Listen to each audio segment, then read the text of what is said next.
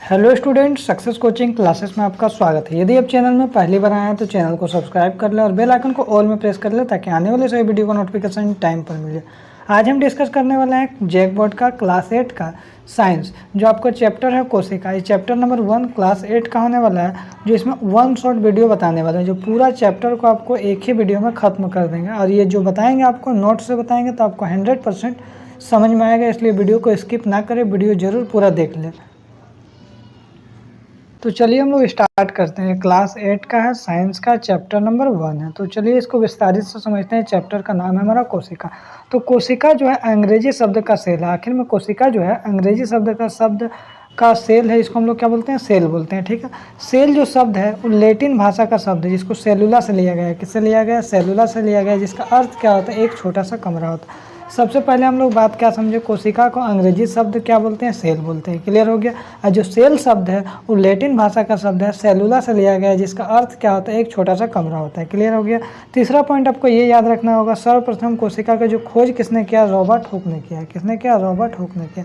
आगे अगर हम लोग देखते हैं तो सर्वप्रथम जो कोशिका की खोज किस वर्ष हुआ है? तो याद रखिएगा 1665 ईस्वी में हुआ है। आगे देखते हैं, अगर जीवित कोशिकाओं की खोजकर्ता के बारे में बोलेंगे तो एंटन वॉन लीवेनहॉक ने किया है जीवित कोशिकाओं की खोज।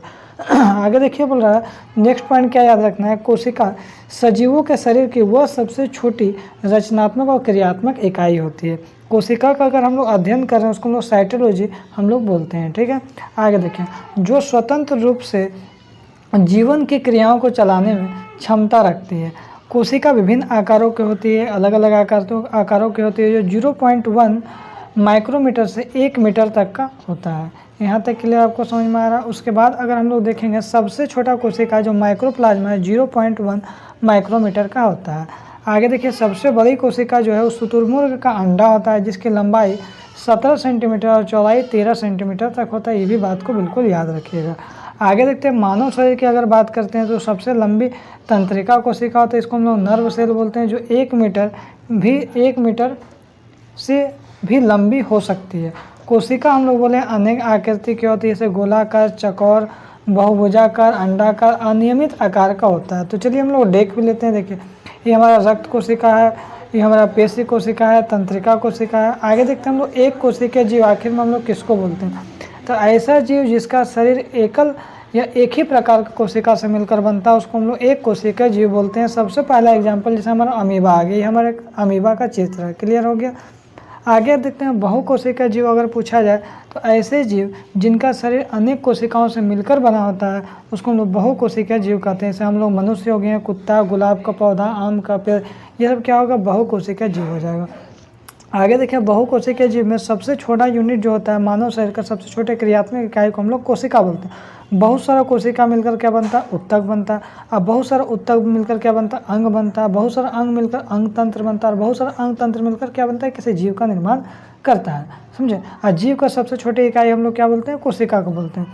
आगे देखा जाए तो मुर्गी का अंडा एकल कोशिका है। मुर्गी का अंडा क्या है? एकल कोशिका है। आकार में बड़ा होने के कारण इसको नग्न आँखों से देखा जा सकता है। सभी कोशिकाएं 3 मुख्य प्रमुख घटक होता है। पहला कोशिका झिल्ली, दूसरा कोशिका द्रव और तीसरा केंद्रक। कोशिका द्रव, कोशिका झिल्ली और केंद्रक। तो भैया कोशिका का सबसे बाहर का आवरण या घेरा को हम लोग कोशिका झिल्ली बोलते हैं। जैसे मान लीजिए हमारा कोई कोशिका है, ठीक है, अब इसका जो बाहर वाली झिल्ली होता है इसको हम लोग क्या बोलते हैं? कोशिका झिल्ली हम लोग बोलते हैं। तो कोशिका झिल्ली कहलाता है। कोशिका झिल्ली एवं कोशिका एवं केंद्रक के बीच कोशिका द्रव होता है। मान लीजिए ये हमारा क्या होगा? कोई कोशिका है, ये हमारा क्या हो गया? कोशिका झिल्ली हो गया, और ये हमारा क्या हो गया? केंद्रक हो गया। उसके बीच वाला जो पार्ट होता है उसको हम लोग कोशिका द्रव भी बोलते हैं। आगे देखिए बाबू, तो कोशिका द्रव हम लोग बोलते हैं। यहाँ तक तो क्लियर हो गया।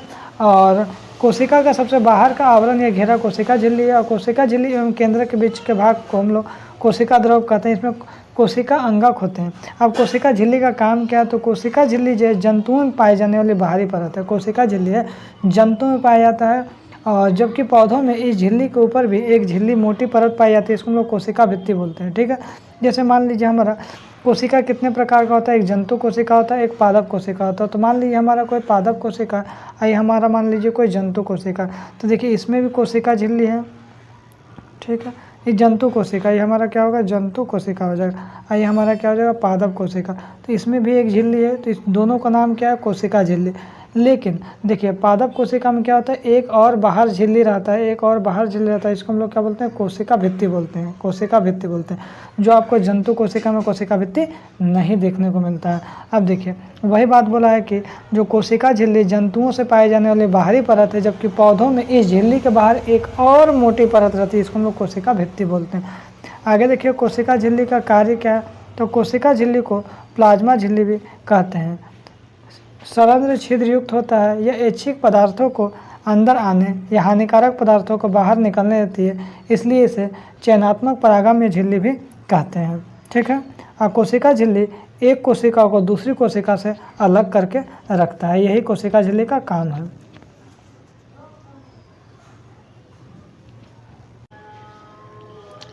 तो यहाँ तक क्लियर हो गया हमारा कोशिका झिल्ली का हमारा कार्य हो गया। कोशिका झिल्ली को प्लाज्मा झिल्ली भी कहते हैं। यह ऐच्छिक पदार्थ को अंदर आने, हानिकारक पदार्थ को बाहर निकलने देती है, इसलिए हम लोग चयनात्मक परागम या झिल्ली भी कहते हैं। दूसरा कार्य क्या है, कोशिका झिल्ली एक कोशिका को दूसरी कोशिका से अलग करने का काम कोशिका झिल्ली का ही है। आगे देखते हैं तीसरा काम क्या है, यह कोशिका को एक निश्चित आकृति प्रदान करता है, कोशिका को एक निश्चित आकृति देता है। चौथा काम क्या, अंदर के आंतरिक अंगों को सुरक्षा प्रदान करने का काम कोशिका झिल्ली का। आगे देखिए सर जी कोशिका भित्ति का काम क्या है, तो यह केवल पादप कोशिका में ही पाया जाता है। याद रखिए कि केवल पादप कोशिका में, जंतु कोशिका में कोशिका भित्ति नहीं पाया जाता है।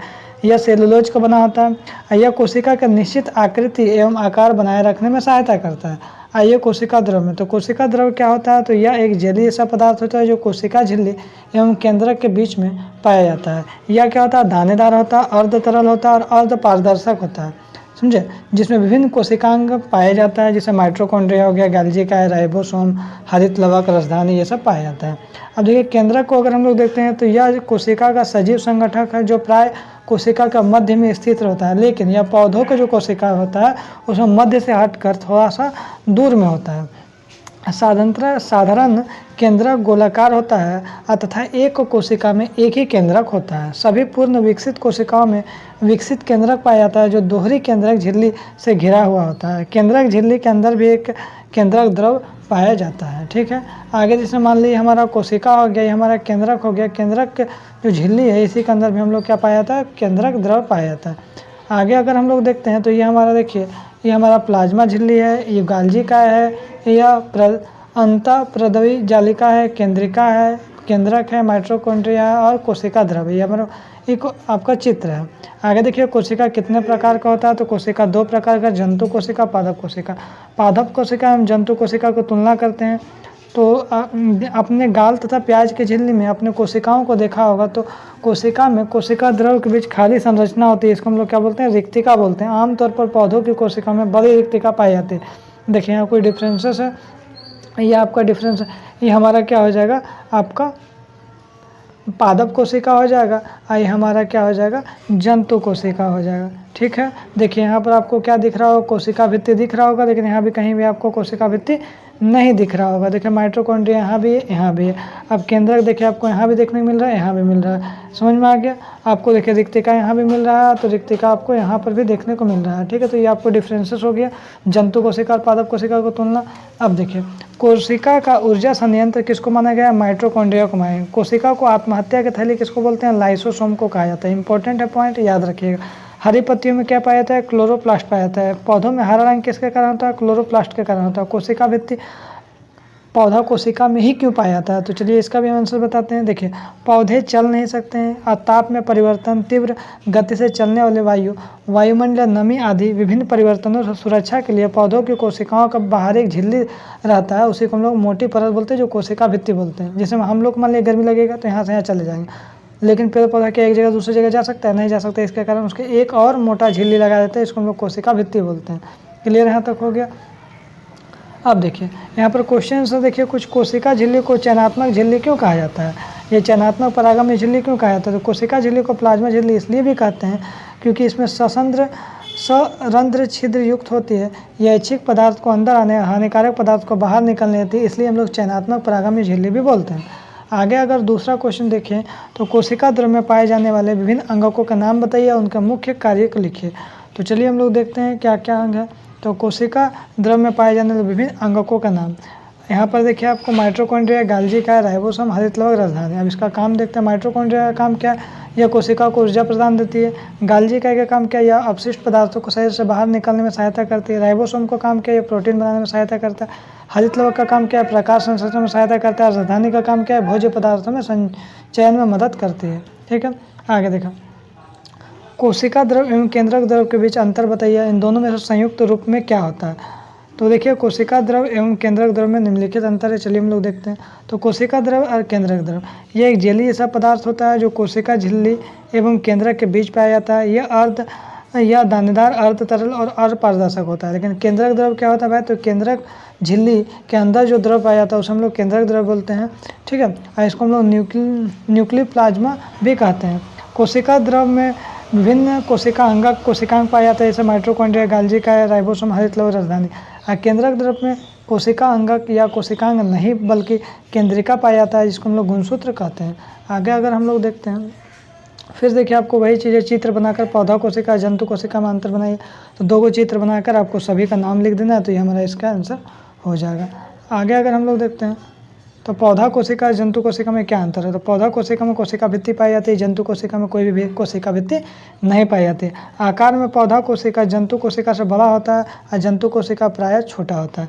पौधा कोशिका में हरित लवक, क्लोरोफिल पाया जाता है, जबकि जंतु कोशिका में हरित लवक, क्लोरोफिल नहीं पाया जाता है। आगे देखिएगा, पौधा कोशिका अपेक्षाकृत बड़ी रिक्तिका होती है, जंतु कोशिका में छोटी रिक्तिका होती है।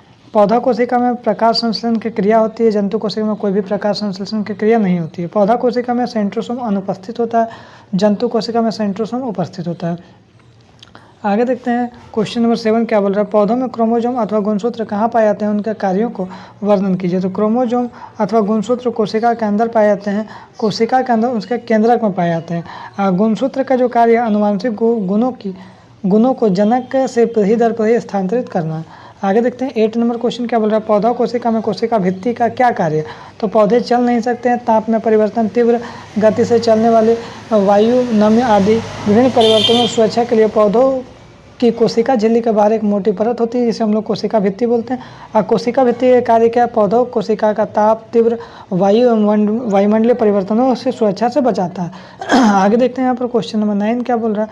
जो कोशिका के आकार का जीवों का आकार के साथ कोई संबंध नहीं होता है, क्या आप इससे सहमत है? यदि हाँ तो अपने उत्तर को बताइए। तो कोशिका का आकार जीवों का आकार के साथ कोई भी संबंध नहीं है, इस बात से हम पूरी तरह से सहमत है। क्योंकि अगर हम बात करते हैं कि कोशिका के आकार की, तो हाथी की कोशिका हो या चूहे की कोशिका, उसका आकार लगभग समान होता है। अंतर सिर्फ कोशिकाओं की संख्या में होता है, किसी में ज़्यादा किसी कम। चूहे की कोशिका में संख्या कम होगी, हाथी की कोशिका में संख्या ज़्यादा होगी। इससे हम ये निष्कर्ष निकालते हैं कि सभी जीवों में कोशिका का आकार एवं उसके शरीर का आकार पर निर्भर करता है। अब देखो क्वेश्चन नंबर 1 में अगर सत्य असत्य देखेगा तो पहला नंबर में सत्य है, दूसरा असत्य है, तीसरा असत्य, चौथा सत्य, पांचवा सत्य, छठा सत्य। अगर हम लोग सही विकल्प को चुने, अगर ये देखिएगा तो पहला में हम लोग भरेंगे दूसरे नंबर को क्वेश्चन आंसर में कोशिका द्रव, तो दूसरा में हम केंद्रक द्रव, दूसरा में कोशिका भित्ति, तीसरा में पौधा कोशिका, चौथा में ये सभी क्रियाएं। तो ये हमारा 1 शॉट वीडियो था। हमारा वीडियो पूरा कंप्लीट हो गया। यदि आपको वीडियो अच्छा लगे तो लाइक शेयर और सब्सक्राइब जरूर करें। फिर मिलते हैं हम लोग नेक्स्ट वीडियो में। Thank you so much.